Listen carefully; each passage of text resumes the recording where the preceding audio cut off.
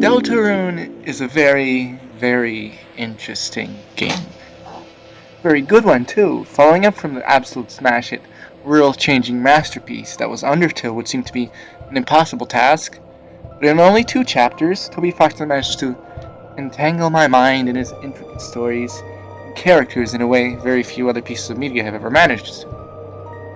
In the art of killing my brain with a battering ram, Toby Fox remains unparalleled. Deltarune has a lot of different facets that make me love it. Gameplay, to the music, to the lore and meta stuff. But the main thing that draws me to Toby Fox's work is his characters. From Susie to Noelle to Lancer to Birdly, all of Deltarune's characters are always engaging and or entertaining. Usually both. But there's one character in particular that I find stands above the rest. Bampton! Jeez, Bampton! Ahem, no.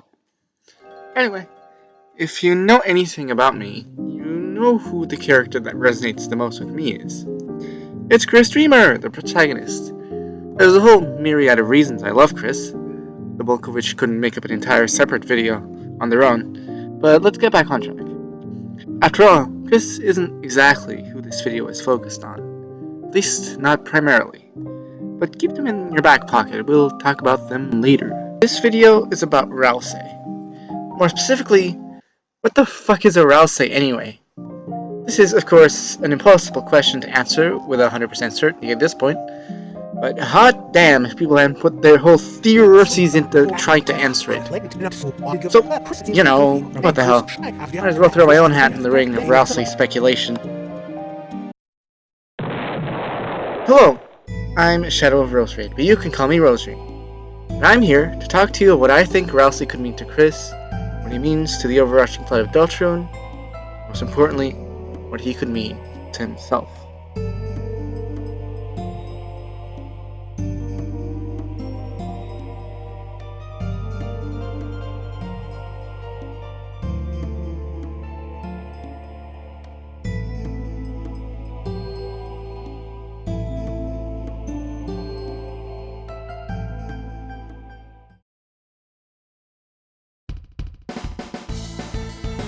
Think back to Chapter 2. You're fighting, or sparing in my case, your way through Queen's Mansion. Eventually, you finally meet up with Birdly like you had agreed, and Susie splits off from the party, leaving only Kris and Ralsei behind. You walk to the right and find a big pool of green acid. When you pull a switch, a swan boat shows up, just like a tunnel of love. Oh boy. Now, moving past the obvious ship bait of this section of the chapter, pun intended, let me focus on what I really think is important about this scene. Ralsei brings up a very interesting issue. The issue of his identity. To quote the fluffy boy himself, "I just wonder what being Ralsei like even is." This is very clearly not just a throwaway line.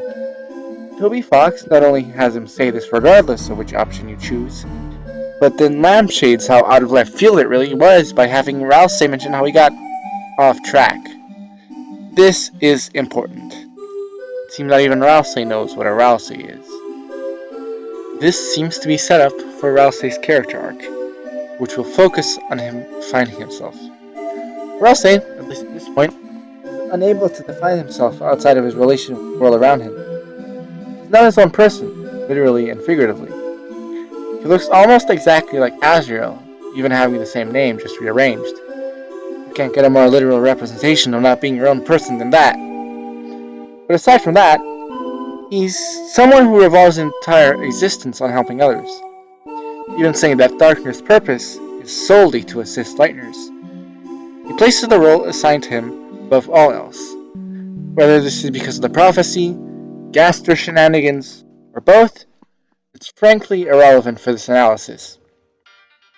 This, in conjunction with the very strong evidence that Ralsei seems aware of the player to some extent, definitely creates an interesting dynamic considering Kris's situation, and could very likely lead to conflict in later chapters. Be it because of the Chapter 3 Dark Fountain, or because of Ralsei's steadfast belief in the prophecy taking precedence over Kris's own autonomy, still up in the air. From this conflict between Kris and Ralsei, I can only see Ralsei's character heading in a handful of directions. One option is that as the game goes on, he is able to find his own personhood, outside of what it means in the context of the role assigned to him. He'd question his belief about darkness being born to serve lightners, and perhaps even the true nature of the legend. This would align him with Kris, as they both have arcs relating to breaking free of the control of others, and of fate, or at least attempting to. The second option, and the one I personally find more likely, is that Ralsei doubles down and becomes even firmer in his belief in the prophecy and fate, despite his growing reluctance. It takes a lot to change, after all. This doesn't have to be a permanent thing. It could lead to a final conflict, where Ralsei finally accepts his individuality. Or not.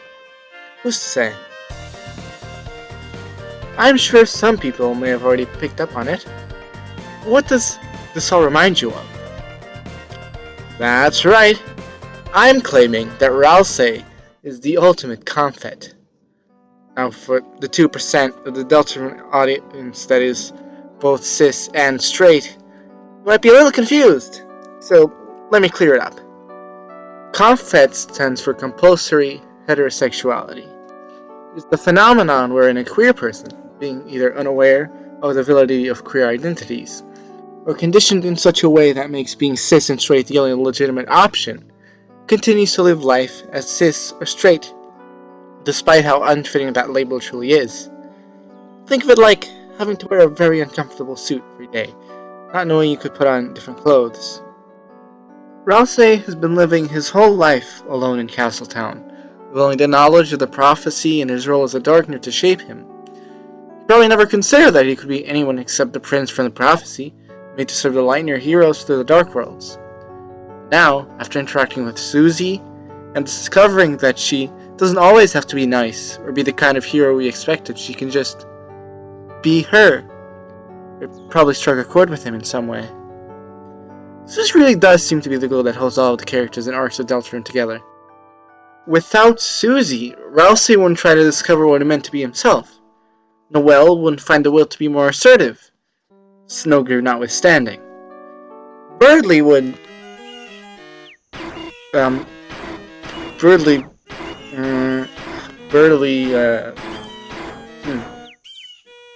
And Kris probably wouldn't be able to establish any deeper friendships again.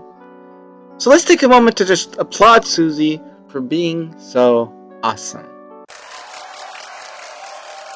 Though we should probably analyze how Susie fits into all this more closely. Why is she the one that kickstarted all this change? What does Susie represent? Well, I think it's pretty clear.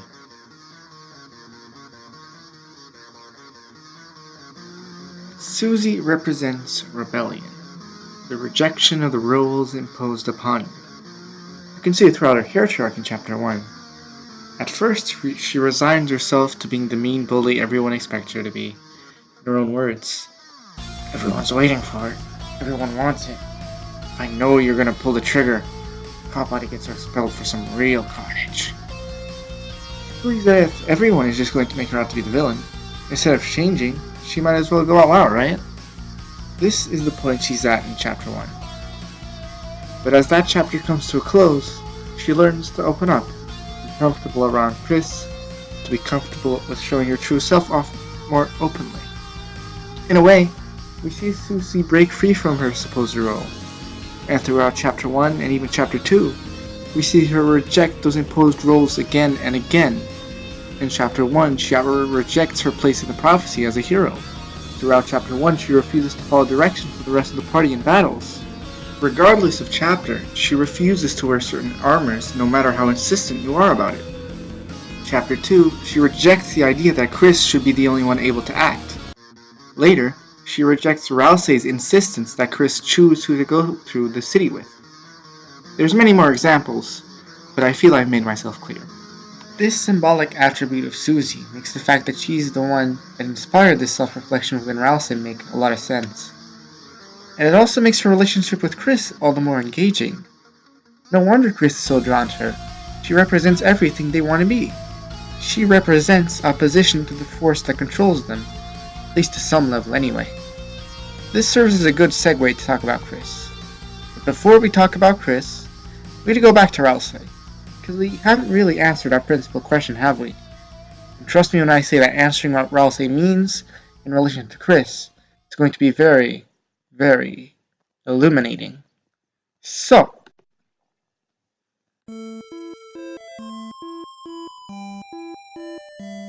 what is Ralsei? Let's look over some of the most common theories, shall we? Is Ralsei Asriel? No. Now that that's out of the way, let's talk about the most common theory of what Ralsei is. Kris's old red horn headband. Let's take a few moments to sum up all we know about this headband. When Kris was young and before they fully internalized the fact that they were human, Toriel got them the headband to make them feel more like their family. Eventually though, the headband disappeared and Toriel doesn't know where it is. Based on this, we can easily connect a few of these points to Ralsei. Most obviously, Ralsei is a boss monster, or at least looks like one. Major difference between Ralsei and every other boss monster we know is that his horns are pink, whereas all the dreamers have white horns. This is a very deliberate choice on Toby's part. While pink isn't exactly red, give the red horned headbands a few years to fade and say, go back to the storage closet, and you probably get a pretty similar hue to that of Ralsei's horns. Furthermore, if the headband was made into a darkener, it would make sense if it was particularly drawn to Kris due to their shared history and prolonged separation, which is something that is very clearly visible in Ralsei. So, all in all, that's a pretty convincing theory if I do say so myself. But, so what? What does it matter that Ralsei is Kris's old headband? What significance could this outcome hold for Ralsei or Kris? Well, it's time to address the elephant in the room. And, if I may let you peek behind the curtain a bit, the thing that inspired me to make this video at all. The Ralsei is Kris's ideal self theory. It's pretty self-explanatory in some ways. Ralsei is the way he is because it's what Kris wishes they were. Going off the headband theory, it does seem to follow quite logically. When dark fountains give life to objects and turn them into darkness, they seem to in some way personify the memories or history associated with the object. Consider the Card Kingdom Darkners. They all seem to talk of being abandoned by Lightners, which mirrors how in the Light World the abandoned classroom was, well, abandoned and locked away. If the red horn headband was somehow turned into a darkener, it would make sense that the memories associated with it would inform the darkener that is created. In this case, this darkener would in some way represent Kris's feelings towards the headband, or rather, what it represented for them. Kris used the headband in an effort to be more like their family. Furthermore, we see from their reaction to the human book in the library that they still have complicated feelings at best about their humanity. It could be that Kris created this Ralsei persona as a way to, for lack of a better term, fantasize about being more like their family. Wish fulfillment, if you will. Though, as they would have gotten older, they'd slowly lose interest in their weird, furry OC version of their brother, as many people with old OCs from when they were kids can attest to, marking perhaps some reluctant acceptance of their lived reality. Up until now, this theory is actually sounding pretty plausible. But there's a big issue that makes me doubt that this is what Ralsei is meant to be. It's the modern conservative's greatest nightmare: pronouns. Yeah, as many have pointed out, Ralsei and Kris use different pronouns. Ralsei has only ever been referred to with masculine pronouns in terms like boy, as much as some tree-based popsicles may want you to believe otherwise. And as I hope everyone watching this video knows, Kris is the truest non-binary icon in the history of ever. They are only referred to with they them pronouns, and as I hope this analysis has made obvious by now, Kris is not you. So, for this theory to be 100% true, it would mean Toby Fox created an NB character, only to have their ideal form be specifically gendered, which while not entirely unprecedented, think man Mew Mew, I still highly doubt he would do considering the themes of deltarune, which, as we have established, seem to be about breaking free of fate and about one's own assertions of individuality. Of course, just this one smoking gun doesn't invalidate all the other evidence, so instead of throwing all the clues we built up so far away, let's retool the theory a little bit, shall we? My personal interpretation of this theory, and the one I think makes more sense considering the themes and possible symbolism of deltarune, is that Ralsei is a manifestation of Kris's own feelings of ostracization from the rest of their family and community. Now before I elaborate, we need to have the talk.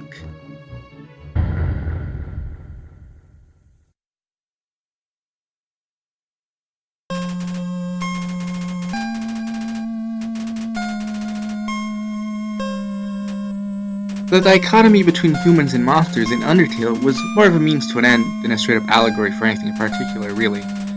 Though you could definitely read it as a general commentary on racism and colonization. Despite the surface-level similarities, this aspect isn't really expounded upon beyond that. Now, why do I think that this might be different in Deltarune? After all, Toby himself admitted that the Light World characters were originally planned to all be human in the 6th anniversary livestream. While that is a good point, you must remember that that has obviously changed. We can't know what the original story would have been like for Kris. All we have is the Deltarune we ended up with. The one where Kris is the only human living in a small religious suburban monster town. The one where there's a book that Toriel seems to have taken from the library multiple times about how to take care of and support human children. The one where naive kids always ask overly personal questions because they don't understand what they are. The one where, despite everything, Kris still has a complicated relationship with their own humanity. Much so that when they see other humans, their first instinct is to close the book. Kris's humanity is very clearly being framed as an important part of their character. Kris's humanity is an allegory for being the only queer kid living in a small town. Now, of course, the reading I am suggesting isn't the only possible reading. It can also work with a different reading. Neurodivergent reading works surprisingly well, and tracks with other aspects of Kris's character, particularly when we consider the Pian Pian page from the Spampton Sweepstakes ARG. It being an analog of mental illness could also work. Heck, it could symbolize all of these things at once. The queer reading is just the one I most relate to, for hopefully obvious reasons. Now, with all that out the way, let's look back to the Ralsei headband theory. The headband is clearly meant to be read as a symbol for Kris's desire to fit in with their family and with everyone else in their town. This is something Kris seems to have outgrown, though despite this, they're still not entirely confident in themselves. This, of course, manifests itself as Ralsei. Ralsei's a goat monster like the Dreamers. Ralsei's polite and well-spoken. Ralsei's a pushover who'll gladly do anything anyone asks of him. All things Kris is not. And from what we know about Kris, it doesn't strike me as very likely that they'd want to be like Ralsei. Personality-wise, at least. Ralsei is not what Kris wants to be. It's what they think they need to be. What they need to be to live a normal life like everyone else. Even if most everyone seems to treat them with respect despite them being human, that doesn't simply shake the feeling of otherment they feel. That nagging feeling that everything would be so much easier, so much simpler if they were normal.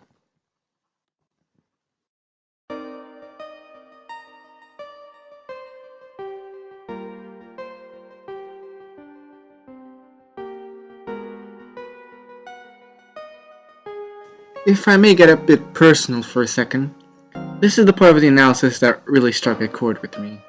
Because, well, it's true, isn't it? A lot of fellow queer people will attest having a similar experience, where despite their friends or family accepting them, and feeling so happy, and having accepted yourself, sometimes that nagging thought would creep back in. Wouldn't life be so much easier if I was just normal? Of course, think that isn't helpful at all. As there's no helping who you are, but there's also no denying that it's true in some ways. It would be simpler if you were just what you were expected to be. You wouldn't have to face all the unique challenges that being queer presented. And these feelings, they're what formed Ralsei. Ralsei is the personification of what Kris views as normal, of what Kris would need to be normal. And what does Kris see as normal? As real. Azriel is Kris's main role model, the person everyone loves and sees as perfect, the one with all the awards on his side of the bedroom. We can see from Kris's Dark World room that deep down, they do wish that they were as successful and beloved as their brother. There is some envy there. Because to Kris, Azriel seems to have everything they do not. Azriel is widely beloved by everyone. Azriel has a lovable and amiable personality, and Azriel is a monster. So even if Kris knows who they are, they can't help but look over to their brother's empty bed and wonder how much better their life would be if they were Azriel. How much easier it would be if they were Ralsei.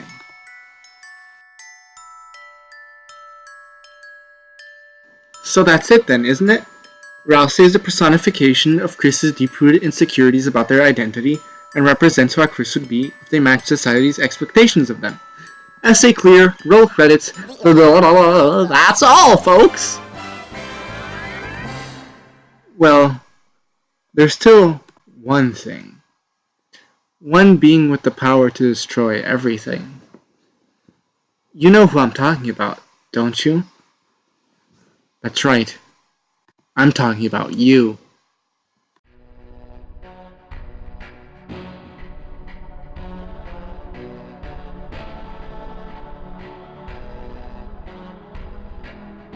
You might be a little confused right now.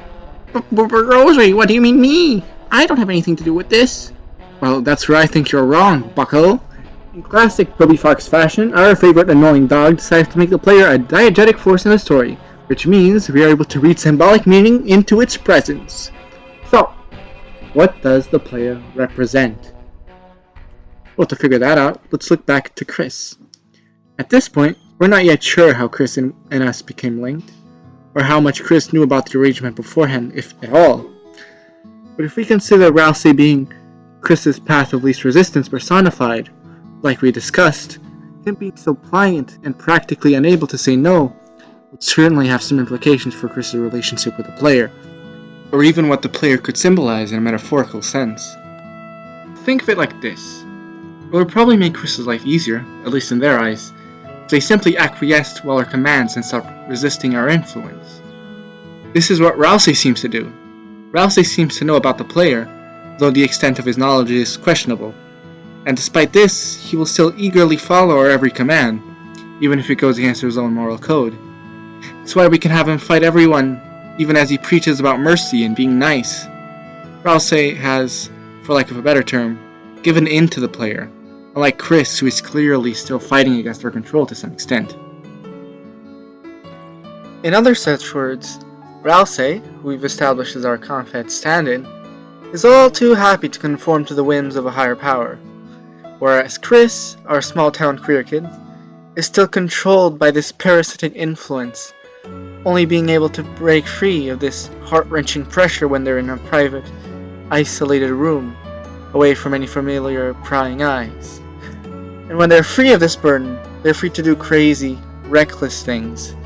Things that go against the aims of that greater power that often informs their actions. The one that hides their true feelings. That makes it hard to play their favorite song while it lingers. The one that makes them talk to people they wouldn't usually want to talk to. The one that makes them act rather unlike themselves. The one that forces them into relationships they're neither ready or willing to partake in. Do you get where I'm going with this? Our influence could be seen as a stand-in for society. Or, more specifically, the societal pressures that many different people face. The social pressures to conform and do as you're told. The social pressure to be straight. The social pressure to be cis. The social pressure to be neurotypical. The social pressure to act how you're supposed to. The social pressure to be normal.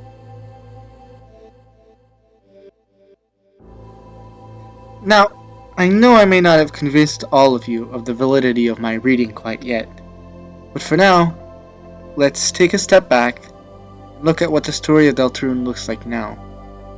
Kris's life, and by extension that of their friends, is controlled by wider societal pressures and expectations, i.e. us as the player. Kris has, and has seemingly always had, trouble fitting into this monstrous society as a human individually, or at least has always felt at least somewhat alienated. Remember the possible analogies for monsters and humans I talked about? Ralsei represents what Kris thinks they would have to be if they wanted to fit in with the rest of their community. Being monster like their brother and parents and the rest of their town, having a more pleasant personality that clashes with their real one, and letting themselves be controlled by us. Despite this, Kris still finds the will to rebel more and more as time goes on, and they gain more supportive friends that are outcasts like them. And by friends, I mainly mean Susie. And Susie, too, despite her rebellious facade, is still very deeply affected by the expectations of those around her. Everyone sees her as a villain, everyone expects her to be a bully, and so she acts out her role. But as we know, thanks to her friendship with Kris, she's able to let loose and truly be herself. This is significant, as she remains the only character to consistently overrule the player, which we have just established could be read as societal expectations and pressures. Susie doesn't care about what other people think of her. She knows she's got a reputation. Once she mends her relationship with Kris, she doesn't feel the need to put up walls or to be mean. Like I said before, she can just be herself. And I think that's a big reason Kris connects with her so much. She shows them that they don't need to be what society expects them to be. As we see from the end of the Spapman boss battle, she knows when Kris is distressed and urges them to open up about it. The only thing that can stop them from doing so is us. The only thing that prevents them from truly being themselves is the influence of society, the fear of what the people around them would think. Wait a minute. Idea. What if Kris called upon the player to possess them because they were so dissatisfied with their life beforehand? What if our role is to, for lack of a better term, make them look presentable to everyone around them, give them friends, improve their life and all that, but at the cost of their own individuality, their own self-determination? Maybe then, when Susie finally befriends them independent of something you did, they realize they don't need your help to make friends. They can just be themselves. Or better yet, what if this is something they're insecure about? What if they worry that they would have never amounted to anything had it not been for your intervention? What if they truly do believe that they are unlovable without you, and that's why they always put the soul back? Oops, I guess I got a little too carried away. As if I haven't been totally carried away the entire video. I do need to address the fact that I do not think most of this was explicitly intended on the part of Toby. I don't think he tooled his story so expertly to fit a queer reading, nor do I think he wanted to tell an entirely queer story with deltarune. This is just stuff I noticed and found really interesting. So, since it's not an intended reading, you could poke holes in a lot of it, but frankly I don't really mind. Being able to read so deeply into these characters I find so relatable is very fun. And I only just scratched the surface. I feel like there's so much more to dig into, but I'm afraid that's all I have in me to dig up today. So before I sign off, I'll just go over some small things that I thought supported this reading, but were too disconnected from everything else to include anywhere else.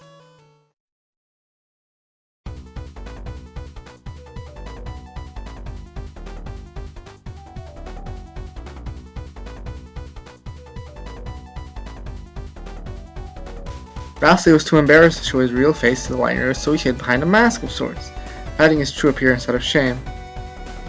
Ralsei seems to be removing an article of clothing every chapter, removing his hat in chapter 1 and his glasses in chapter 2. He is slowly coming out of his shell and showing more of his true self to his friends. The closet in Kris' room in Castletown has the most trans-ass flavor text I've ever seen. Everything about the Snowgrave route reeks of a perverted sense of pushing two queer friends into loveless conflict relationships just to make it even more viscerally disturbing. L'Oreal's line about Kris doing this sometimes implies to me a level of distress from before we hitched a ride, one that suggests a necessity for privacy in the bathroom. I can't be the only one that sees this SH implications, right? Ralsei's very obvious crush on Kris is something, to say the least. Not sure how it fits with the whole thing, but it's there. Maybe this crush is supposed to be his egg-cracking moment, but hell if I know. Noelle exists as well, but since she wasn't the focus of the video, I didn't feel the need to go very in depth about her. She also helps this reading as she has a lot of expectations to live up to because of her mother. Her role in Snowgrave is also crucial as she's half the queer kids that are manipulated into being together by society.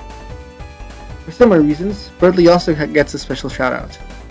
His entire backstory and motivation is him being a gifted kid. so he has a lot of explicit pressures to live up to. Though this is significantly less important for hopefully obvious reasons. Well, that's all the stuff I wanted to talk about. I do hope you forgive me, this video was certainly very disorganized. At points I felt a little mad. Like I was looking at the endless expanse of the universe and seeing the constellations that held the answer to all questions, and I had to find the words to communicate the answers I saw. But I hope I was able to get across some of my ideas. And more importantly, I hope I inspired you to think about these sorts of things yourself. Not just in Deltarune, but in everything. Go watch a movie or a show and try to find out the little things about a character you like that makes them more relatable to you. Craft your own narrative with the pieces left behind by the creators.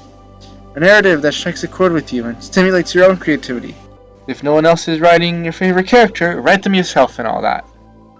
If everything goes according to plan, this video should come out on the 31st of October, which is actually Deltarune's birthday, so happy birthday, Deltarune. Thank you for totally ruining my brain for 2 years straight. Anywho, I'd like to give particular oral thanks to Andrew Cunningham Discord server for keeping the brainrot alive. All you writhing worms are fantastic. Well, that's all I wanted to say. Read my fanfics and I'll see you never again. Good night, Tri-State area.